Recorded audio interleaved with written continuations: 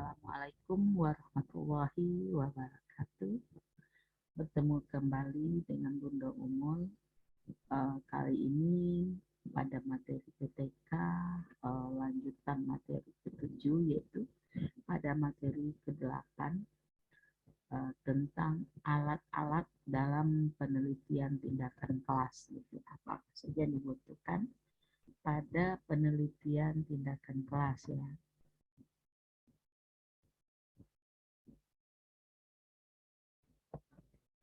Satu yang dibutuhkan pada penelitian tindakan kelas, satu catatan lapangan.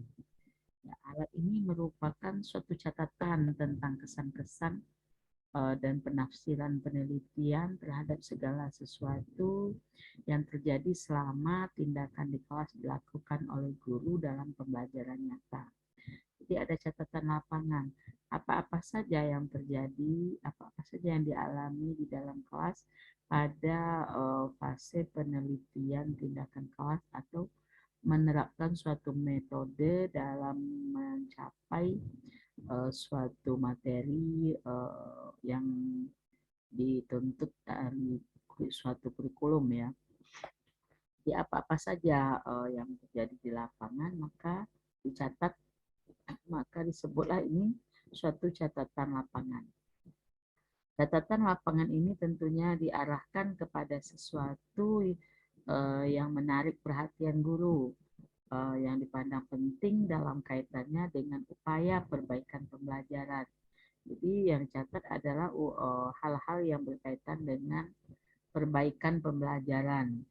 Deskripsi dari catatan lapangan ini bisa bersifat referensi seperti perilaku siswa yang kurang perhatian dalam kegiatan KBM atau suatu kegaduhan dalam kelas, bahkan percecokan atau kecerobohan ya, atau tindakan apa yang dilakukan guru bersama siswanya, apa yang terjadi, bagaimana respon siswa, bagaimana waktu, durasi waktunya tepat atau berlebih atau kurang dan sebagainya. Jadi hal-hal yang terjadi di kelas yang dirasakan oleh guru ya. Ini yang disebut dengan catatan lapangan yang dibutuhkan dalam penelitian tindakan kelas. Dua, yang apalagi yang dibutuhkan dalam penelitian tindakan kelas itu catatan anekdot, yaitu riwayat tertulis yang bersifat deskriptif dalam jangka waktu tertentu tentang apa yang dikatakan atau dilakukan oleh seseorang.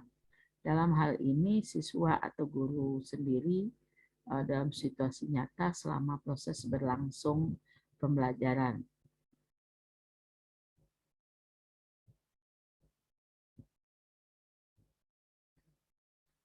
Anekdot ini biasanya mencangkup peristiwa-peristiwa yang terjadi sebelum ya, sebelum, selama, dan sesudah. Ini anekdot.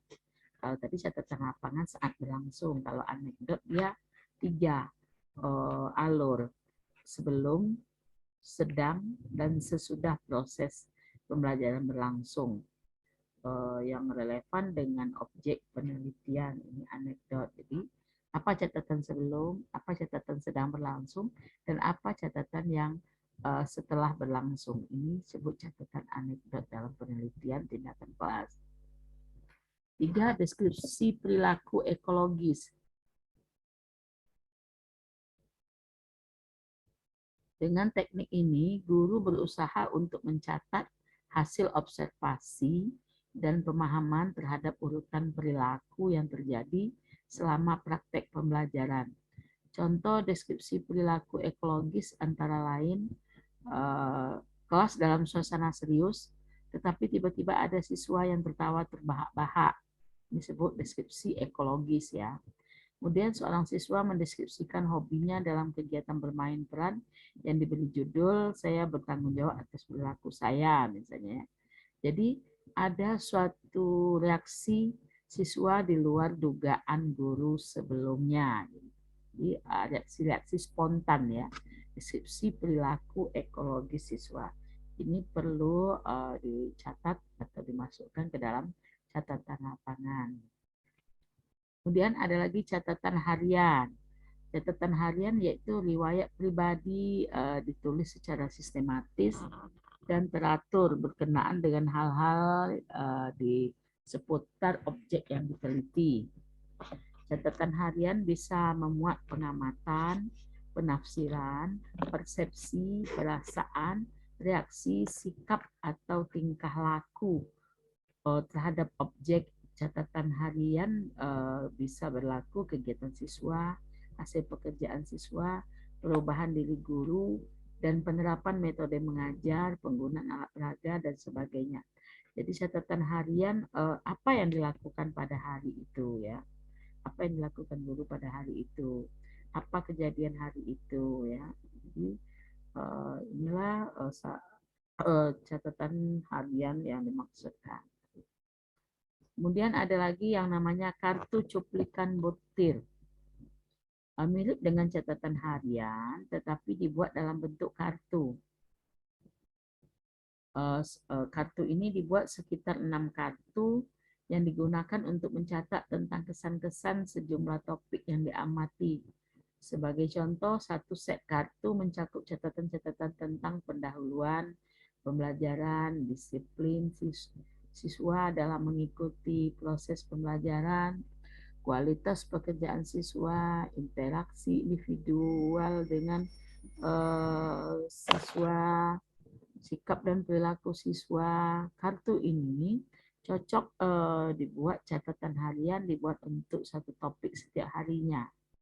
Dengan cara demikian akan membangun gambaran tentang semua persoalan sebagai dasar melakukan refleksi tanpa terlalu memberikan tekanan pada aspek tertentu.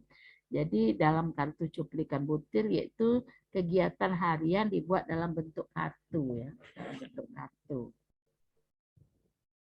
Kemudian ada lagi log ya. Log ini juga mirip dengan catatan harian, tetapi biasanya disusun dengan mempertimbangkan alokasi waktu untuk kegiatan tertentu. Jadi mengelompokkan siswa dalam kelas dan sebagainya. Kegunaannya lebih tinggi jika disertai dengan komentar-komentar secara logis dan sistematis. Ini log ya. Jadi ini ada beberapa alat yang dibutuhkan dalam penelitian tindakan kelas. 7 ada lagi analisis dokumen namanya. Analisis dokumen adalah mencermati berbagai macam data yang telah didokumentasikan yang berkenaan dengan objek utama penelitian. Jadi ini analisis dokumen. Jadi data yang telah didokumentasikan ya. Kemudian beberapa macam dokumen dalam penelitian tindakan kelas dapat dianalisis, diantaranya daftar kehadiran siswa, lembar kerja siswa, nilai rapor siswa, kegiatan siswa dalam ekstrakurikuler ya, lembar kegiatan praktikum, laporan kerja lapangan dan sebagainya. Dokumen semacam ini dianalisis secara cermat dan ditemukan berkaitan erat dengan objek penelitian. Tindakan kelas yang dilakukan guru akan sangat berguna dalam memperkaya informasi untuk melakukan suatu refleksi. Jadi dia seperti portofolio itu ya, analisis dokumen. Jadi portofolio atau dokumennya dianalisis. Apa hasilnya? Apa yang harus diperbaiki? Di mana baiknya, di mana kurangnya?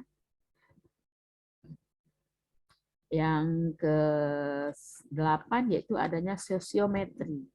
Alat sosiometri ini digunakan untuk mengetahui apakah individu-individu siswa disukai oleh siswa lainnya atau tidak disukai atau saling menyukai. Jadi ada pertanyaan-pertanyaan dalam sosiometri biasanya diajukan untuk mengetahui dengan siapa siswa ingin bekerja sama atau berinteraksi dalam satu kegiatan bersama ya. Dalam pada itu juga diajukan untuk mengetahui dengan siapa siswa tertentu tidak suka bekerja sama atau berinteraksi. Hasil dari sosiometri ini biasanya dituangkan dalam diagram yang disebut dengan diagram sostogram. Jadi ada sosiometri ya, untuk menemukan bagaimana interaksi sosial siswa terhadap temannya dan begitu juga sebaliknya. Jadi guru harus mengetahui bagaimana interaksi siswa ini, di mana dia sukanya dengan temannya, di mana tidak sukanya. Ini adalah suatu proses dalam suatu pendidikan dan pembelajaran. Kemudian ada jadwal dan checklist interaksi. Alat ini digunakan berdasarkan waktu atau berdasarkan peristiwa. Jika digunakan berdasarkan waktu, maka pencatatannya dilakukan dengan menggunakan jarak waktu. Misalnya setiap 10 menit sekali pencatatan dilakukan. Jika digunakan berdasarkan peristiwa, maka pencatatannya dilakukan kapan saja ketika suatu peristiwa yang dipandang penting terjadi. Penggunaan alat ini untuk menggambarkan tentang urutan perilaku yang diteliti. Beberapa perilaku dalam proses pembelajaran dapat dilakukan, contohnya seperti berikut ini ya. Misalnya ada perilaku verbal siswa mengajukan pertanyaan, kemudian perilaku menjawab, kemudian pertanyaan guru, kemudian menyelah pembicaraan, berkelakar, mengemukakan gagasan, dan sebagainya. Ini yang disebut dengan perilaku proses pembelajaran dalam interaksi jadwal yang dimasukkan pada jadwal atau checklist interaksi. Perilaku verbal guru menjelaskan, mengajukan pertanyaan, mendisiplinkan, memotivasi siswa, dan memberikan petunjuk cara mengerjakan praktikum. Perilaku nonverbal siswa, menulis, menggambar, tertawa, ceria, menoleh, mondar-mandir, menangis, dan sebagainya. Ini masuk kepada checklist interaksi.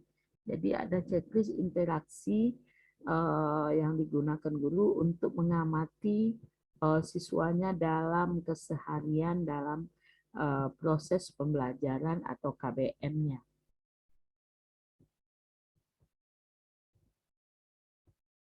Kemudian 10 yaitu rekaman tape recorder.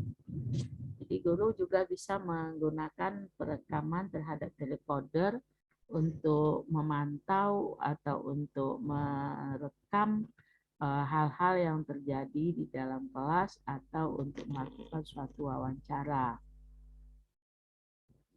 Dengan bantuan tape recorder dapat menghasilkan banyak informasi yang sangat berguna untuk memperkaya analisis dan refleksi. Dengan alat ini, sebagian besar atau bahkan seluruh hasil wawancara dapat direkam, sehingga seandainya ada hal-hal yang belum jelas ketika wawancara berlangsung, rekaman tersebut dapat diputar ulang.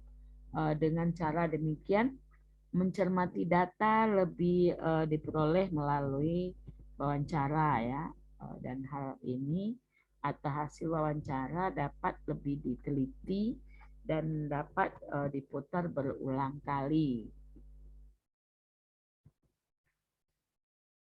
Kemudian rekaman video juga bisa dilakukan, yaitu sekarang lebih menggunakan misalnya ke handycam bisa, atau HP ya, video. Ini sangat banyak manfaatnya saat ini. Suatu alat yang canggih yang dengan cepat dapat merekam semua kejadian yang serta gampang ditayangkan hasilnya selanjutnya. Dan hasilnya juga dapat diputar berkali-kali.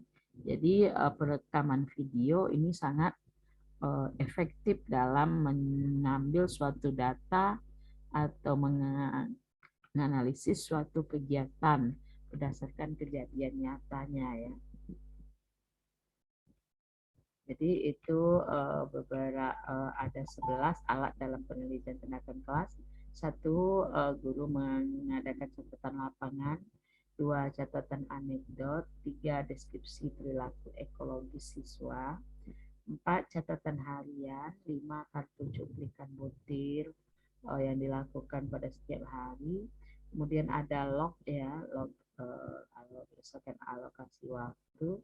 Kemudian ada lagi analisis dokumen, 8 sosiometri, 9 checklist interaksi, 10 rekaman tape recorder, dan 11 rekaman video. Demikian ya, ada 11 alat yang bisa dilakukan dalam melakukan penelitian tindakan kelas. Jadi betul-betul PTK ini diterapkan di kelas dengan perekamannya betul-betul dilakukan. Apa reaksi siswa, apa interaksi guru. Jadi kegiatan guru dan siswa di dalam kelas betul-betul bisa diambil rekamannya untuk dijadikan alat evaluasi atau refleksi dalam melakukan penelitian tindakan kelas. Jadi betul-betul semua tindakan perilaku menjadi catatan ya dalam PTK. Demikian saja materi pada alat-alat yang digunakan dalam penelitian tindakan kelas. Semoga materi ini sangat bermanfaat bagi yang akan melakukan kegiatan PTK. Ya, akhir kata, billahi taufiq wal hidayah. Wassalamualaikum warahmatullahi wabarakatuh. Mohon dibuka videonya ya, diulang-ulang menontonnya agar lebih paham, terutama bagi mahasiswa Bunda dan masyarakat umum yang membutuhkan materi penelitian tindakan kelas ini. Assalamualaikum warahmatullahi wabarakatuh. Bertemu kembali pada materi-materi berikutnya.